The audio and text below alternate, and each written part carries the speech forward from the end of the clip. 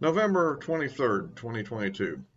Yeah, so I want to get back into the situation with the Ukraine-Russia war.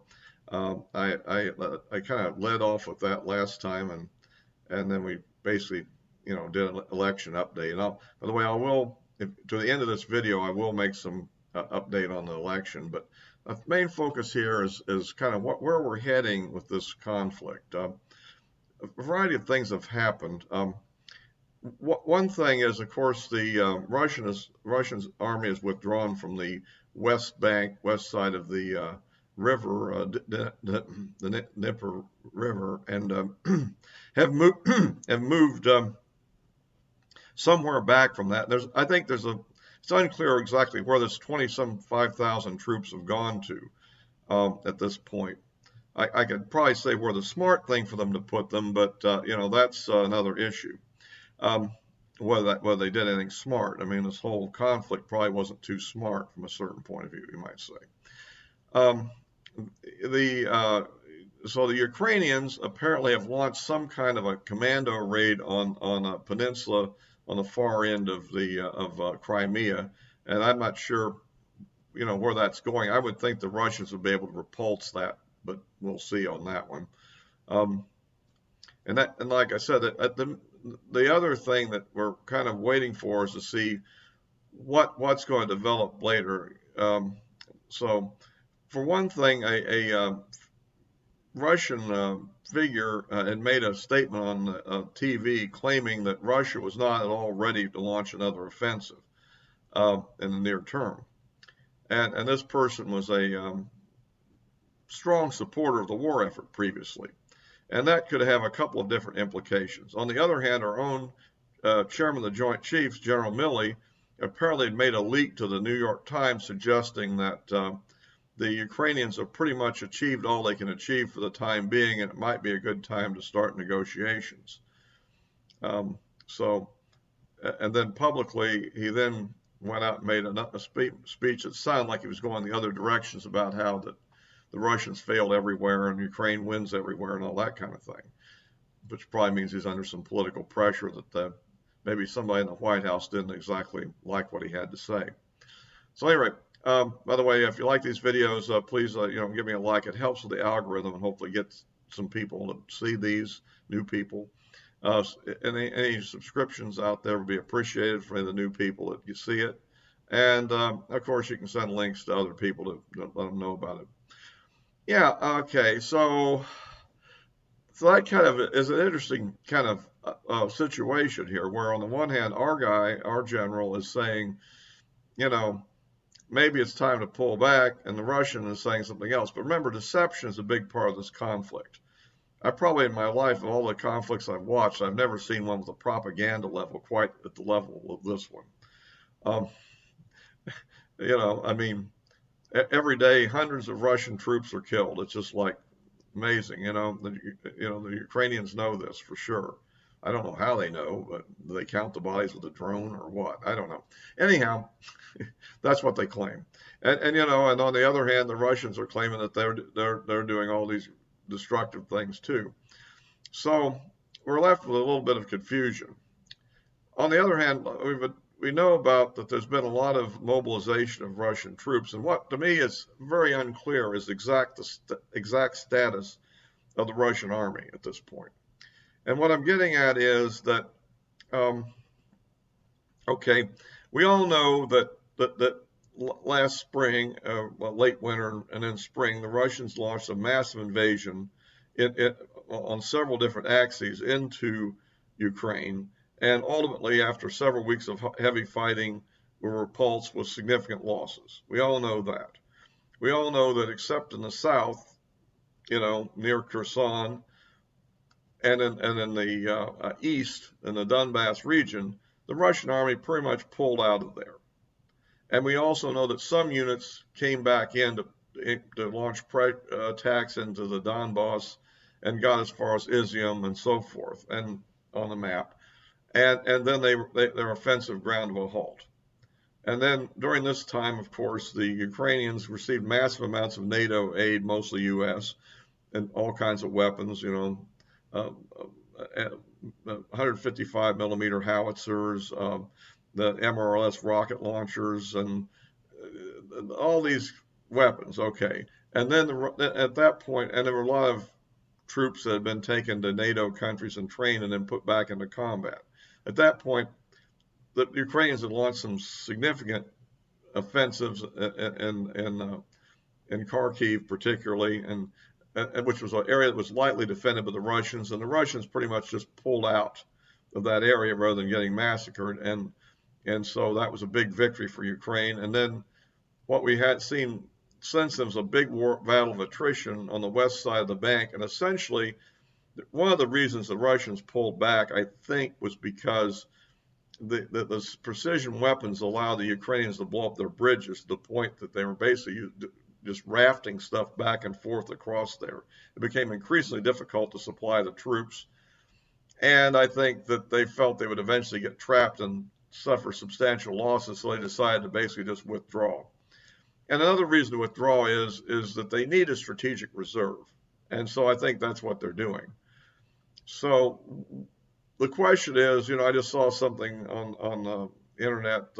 Will the Ukrainians achieve victory by Christmas? Well, maybe.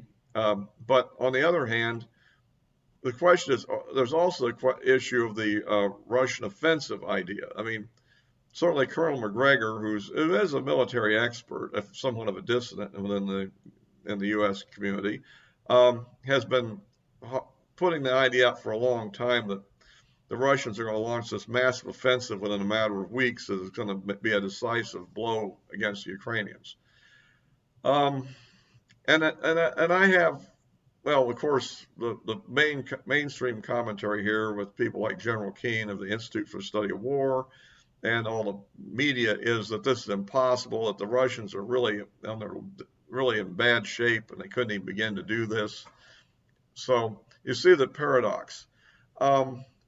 But what is unclear is what the real state of the Russian army is. I mean, were all the units that were pulled back in the spring sent back in, or only a small portion of them, as Colonel McGregor claims, and that the rest of the fighting was done largely by these mercenary groups that they've recruited, the Chechen groups and the Wagner groups and other volunteer groups, and a certain portion of the Russian army, of course.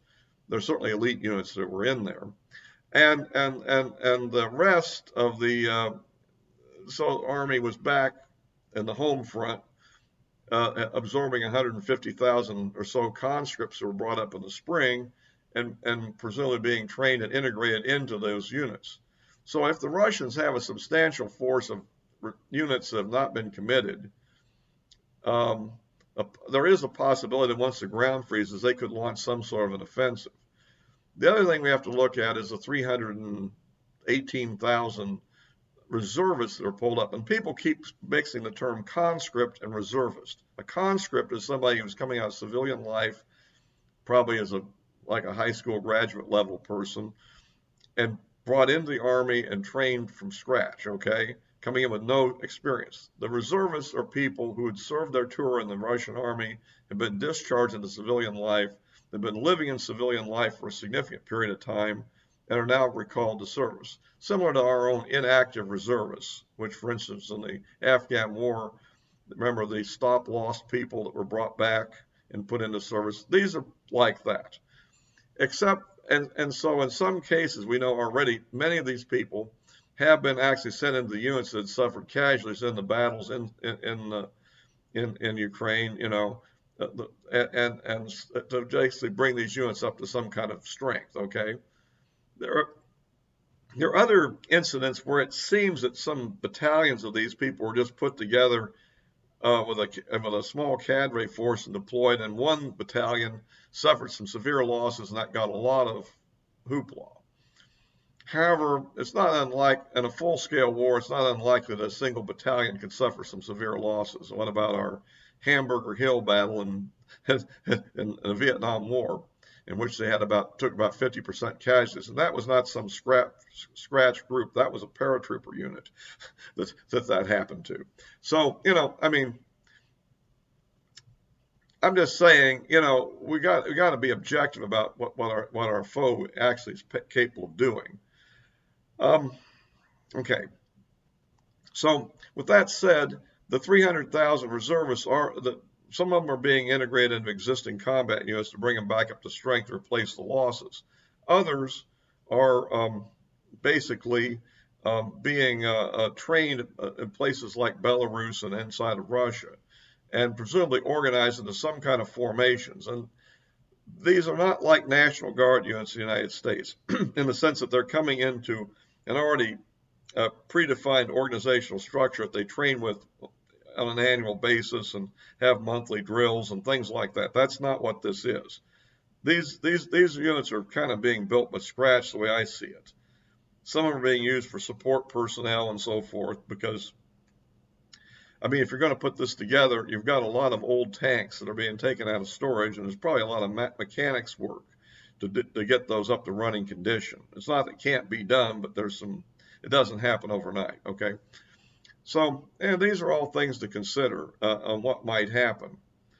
And so what we're waiting for is to see whether whether that one commentator was actually giving good information or maybe was giving disinformation. After all, if the Russians are planning an attack, I don't think they're going to trumpet, hey, we're planning an attack. They're probably going to act like, maybe we're not capable of it. And then out of nowhere, it happens one day. And it's possible that General Milley has some intel that this is potentially brewing. Just possible. I don't know. I'm just guessing. And that may be why he made the leak. They may think the political people in the White House were making a big mistake, you know. I mean, after all, he kind of went against another president's viewpoint when he disagreed, if we recall. So maybe he thinks this president, Biden, is a little bit out of you know. So we'll just have to wait and see. But that's something I think we have to watch for because if Colonel McGregor is even half right, that the Ukrainians are kind of spent at the moment, and if the Russians actually do have a viable set of units that they could throw into combat, that could be a bit of a surprise, you know. I mean, and could, you know, unravel a lot of things. I mean, I've seen some videos lately of, Russian units using those TOS-1 rocket launchers with the thermobaric warheads, you know, blasting away at Ukrainian positions, and and then we'll see, Ukrainians blasting some Russians. So it looks like it's a heavy combat is going on in Donbass, and the outcome hard to know. But anyway, I just kind of want to go through that to say people ought to be looking forward in the next few weeks to see whose version of reality is right, because I simply don't know. But I tend to think the truth is probably somewhere between the two sides, between the mainstream Western side and these distant military commentators such as McGregor and Scott Riddle too. Ritter. I'm sorry, I mispronounced his name, but the Ritter, Scott Ritter. Sorry, that was the inspector back in the Gulf War days, if you recall that. And sorry for slurring up his name. But anyhow, so that's kind of that. I want to get on quickly to the election. It looks like right now we're down to maybe one House race left. It looks like that the California, I think it would be 13 and 22. I think AP, Associated Press, has called them for the Republicans. And looking at the numbers, it looks like they're probably got a good projection, I think. The District 3 is the last one left, and it's a tight race.